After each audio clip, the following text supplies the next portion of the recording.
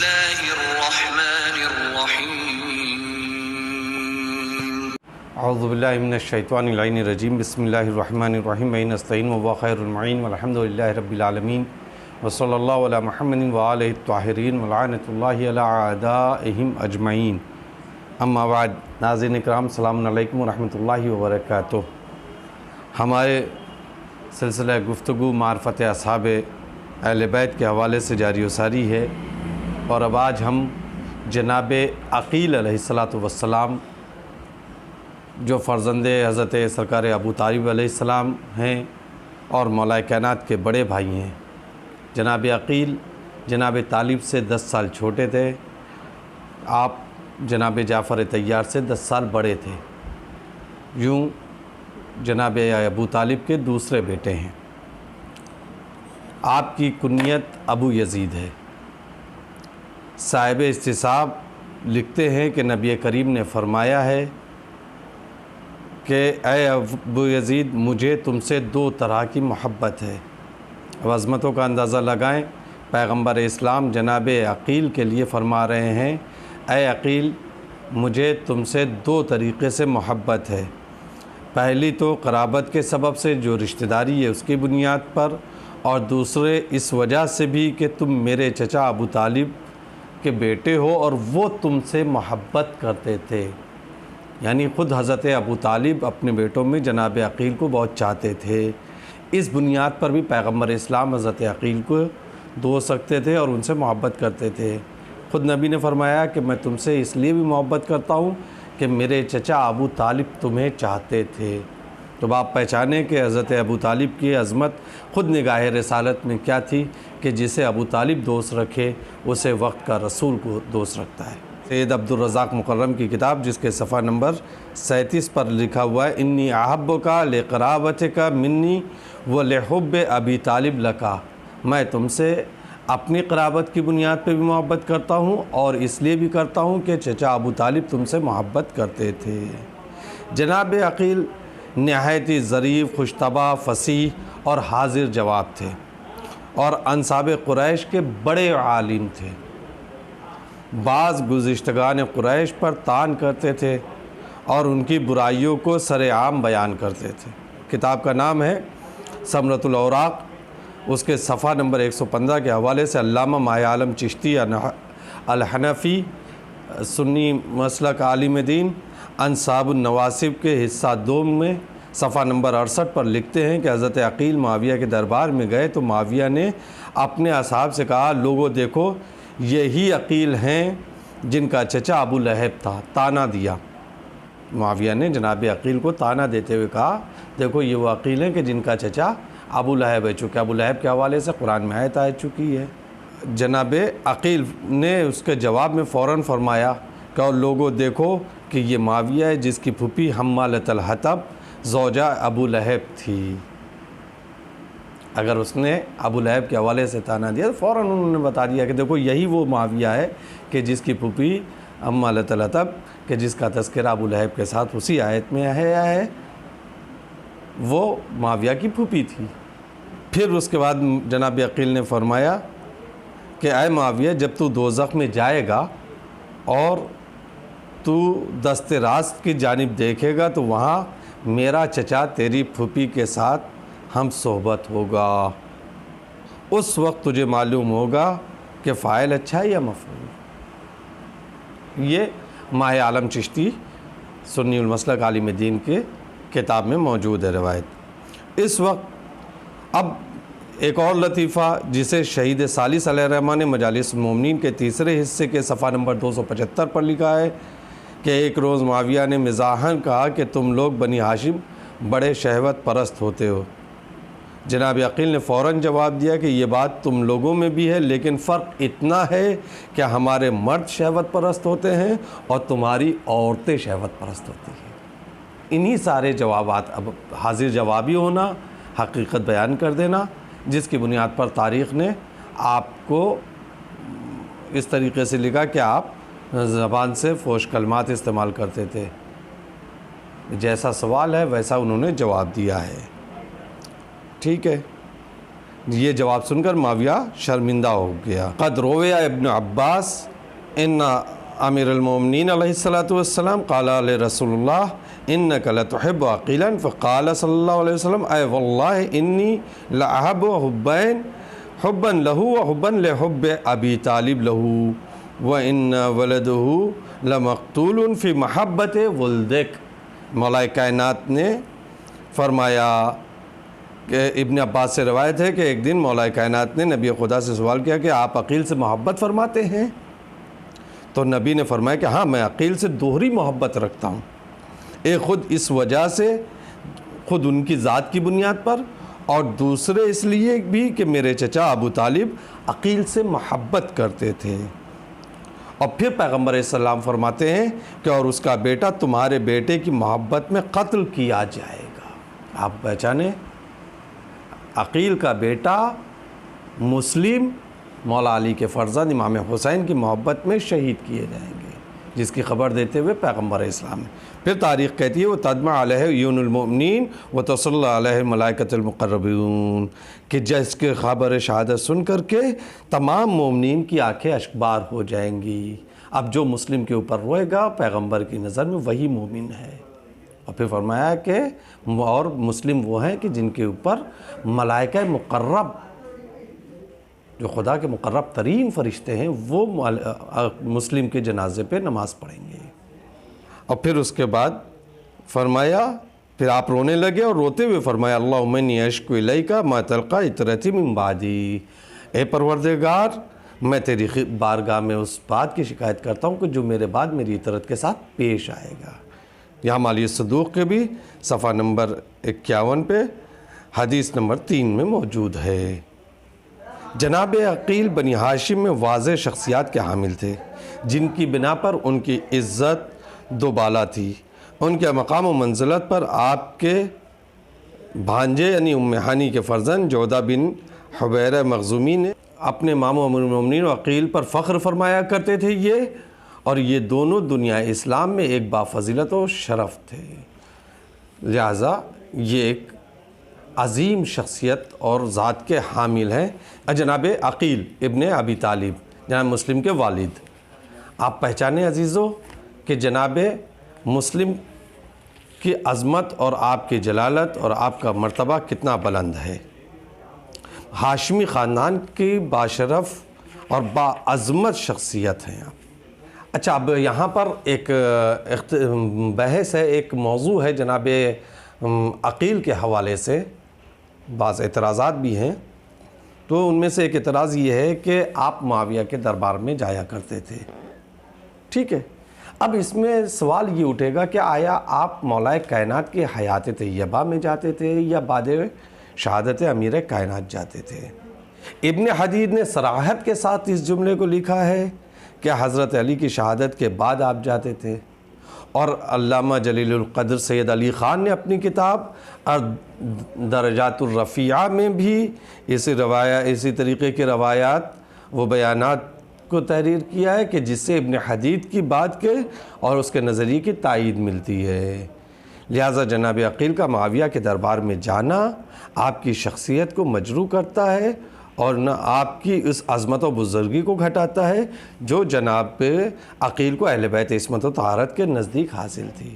نہ ان کی ذات میں عظمت میں کسی طریقے سے کمی ہوتی ہے اور نہ کوئی ویسا مسئلہ ہے، کیونکہ بہت سے اہل بیت کے چاہنے والے تھے جو اضطرار اور مجبوری اور بربقائے حیات کی خاطر یا کسی تقیہ کے بنیاد پر یا کسی مصلحت کے بنیاد پر گئے ہیں، لیکن اس سے ان کا دامن داغدار نہیں ہوتا۔ پھر عقیل کا دامن کیسے داغدار ہو جائے گا؟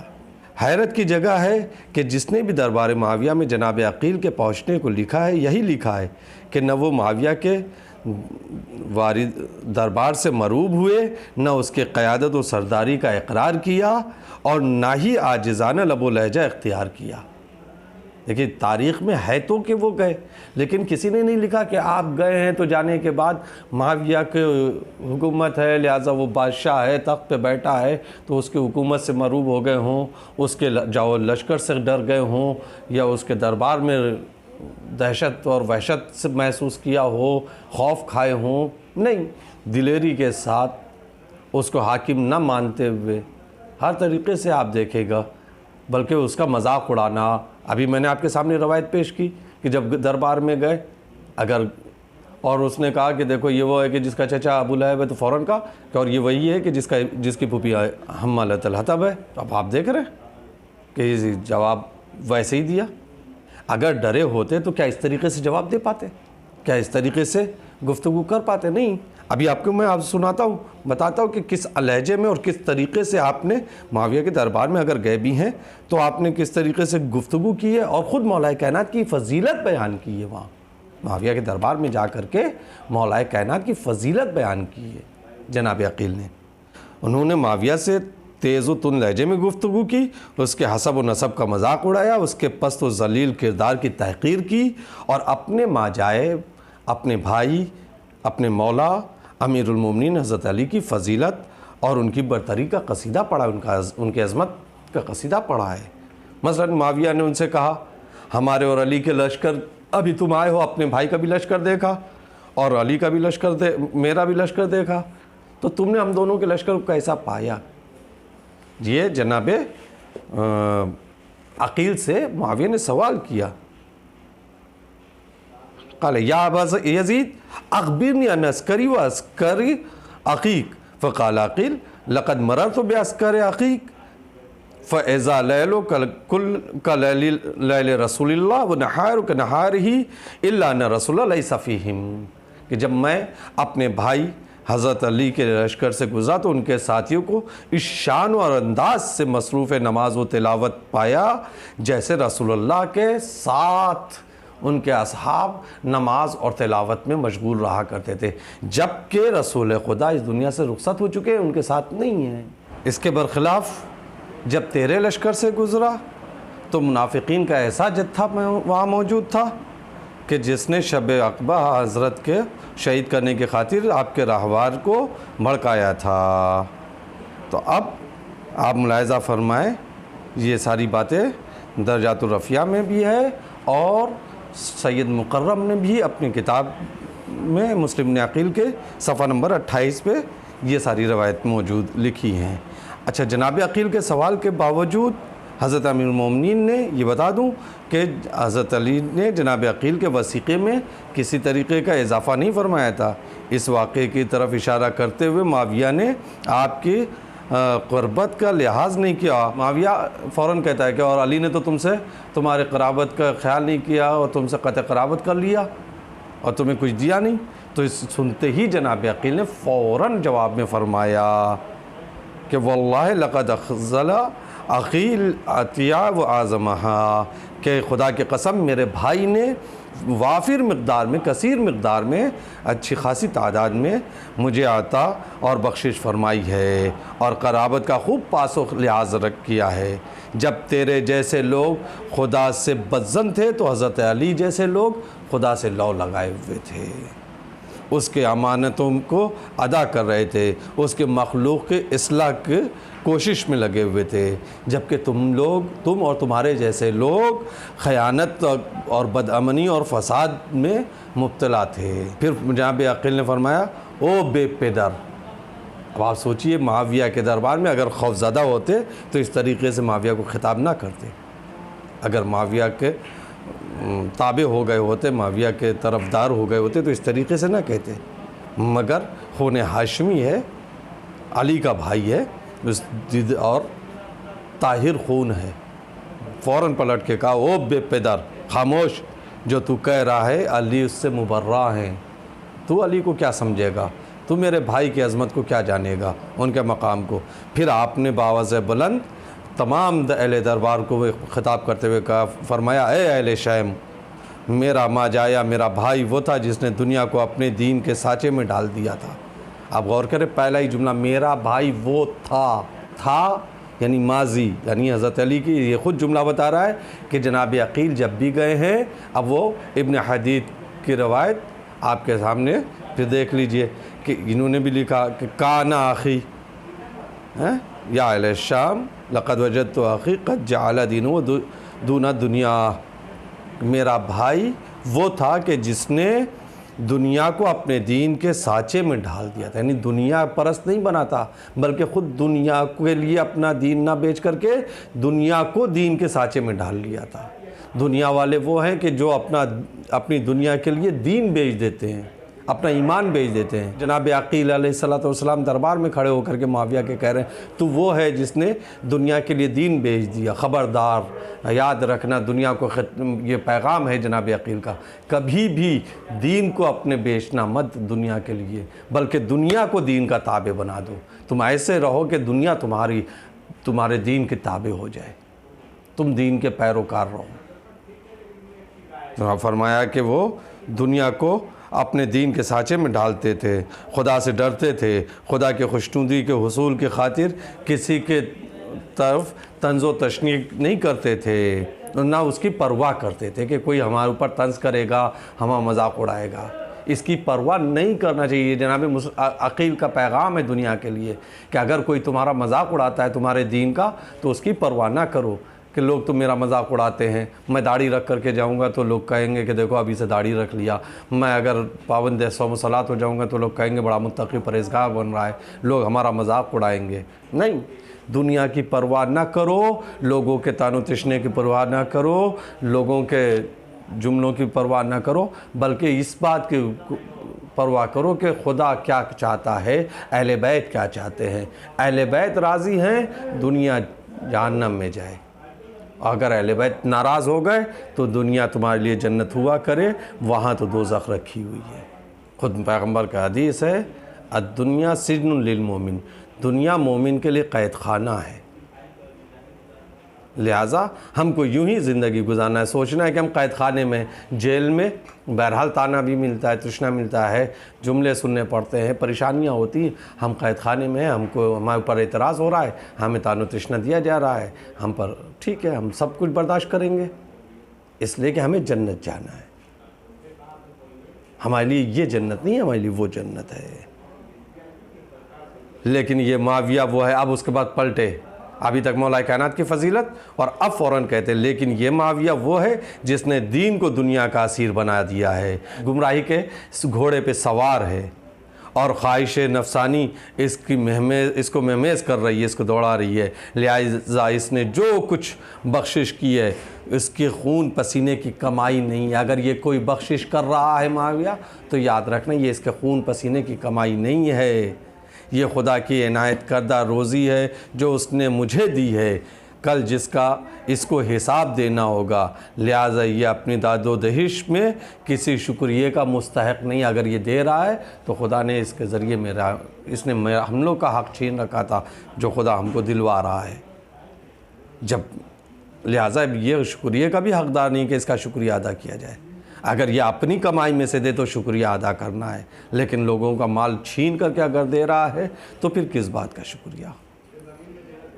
اگر آپ دنیا کو یہاں رک کر کے، میں یہیں پر حضرت مسلم کے حوالے سے گفتگو روک رہا ہوں اور کل انشاءاللہ یہیں سے گفتگو کا آغاز کروں گا، لیکن اپنے نوجوانوں تک ایک پیغام اس کے حوالے سے ضرور دوں گا کہ اگر آپ دنیا کو لاکھ خیر و خیرات کر رہے ہیں، صدقہ دے رہے ہیں، خاص کر اس ماہ مبارک میں، اور اب تو اس لاک ڈاؤن اور اس پریشانی کے حالات میں، اس وبا کے دور میں، اگر دنیا میں ہم اور آپ خیر و خیرات کر رہے ہیں لیکن حق مار کر کے دوسروں کا خیر کر رہے ہیں، صدقہ دے رہے ہیں، یا لوگوں کو غلاجات تقسیم کر رہے ہیں، لوگوں کو مدد کر رہے ہیں، یا اہل بیت کا حق یعنی خمس مار کر کے، خمس نہ ادا کر کے اور اپنی کمائی میں سے بھی دے رہے ہیں، تو یاد رکھیں جب تک کسی کا بھی حق، چاہے دنیا والوں کا ہو چاہے اہل بیت کا ہو، کسی کے بھی حق کی ادائیگی کے بغیر آپ دنیا کو بانٹیں گے، بغیر خمس نکالے ہوئے بانٹ رہے ہیں، بغیر لوگوں کا حق جو چھین رکھا ہے اس کو دیے ہوئے آپ بانٹ رہے ہیں، تو پھر اس میں آپ شکریہ کے کہیں سے حقدار نہیں ہیں۔ اگر لوگ آپ کا لے کر کے شکریہ نہ ادا کریں تو اس بات پہ تعجب نہ کیجیے، بلکہ اپنے اوپر غور کریے کہ کہیں ہم نے کسی کا حق مارا تو نہیں ہے، کہیں اہل بیت کا حق تو ہم نے غصب نہیں کر رکھا ہے، کہیں ایسا تو نہیں کہ ہم نے خمس نہ نکالا ہو۔ اگر ہم نے خمس بھی نہیں ادا کیا ہے تو بھی پہ وہ پیسہ ہمارے لیے جائز نہیں ہے، وہ اس سے خیر و خیرات جائز نہیں۔ پہلے واجب ادا کریں پھر اس کے بعد مستحب ادا کریں۔ واجب کو چھوڑ کر کے مستحب ادا کرنے سے کبھی بھی مستحب کا ثواب نہیں ملتا، بلکہ وہ مستحب گناہ بن جاتا ہے۔ عذاب بن جاتا ہے۔ خدا ہم سب کو توفیق دے کہ ہم سب اپنے واجبات کی ادائیگی کر سکیں، اور بالخصوص اس ماہ مبارک میں ہم سب کے توفیقات میں اضافہ فرمائے، اور ہم سبوں کے اعمال، ہم سب کے نماز روزہ دعائیں اپنے بارگاہ میں قبولیت کا شرف عنایت فرمائے۔ والسلام علیکم ورحمۃ اللہ وبرکاتہ۔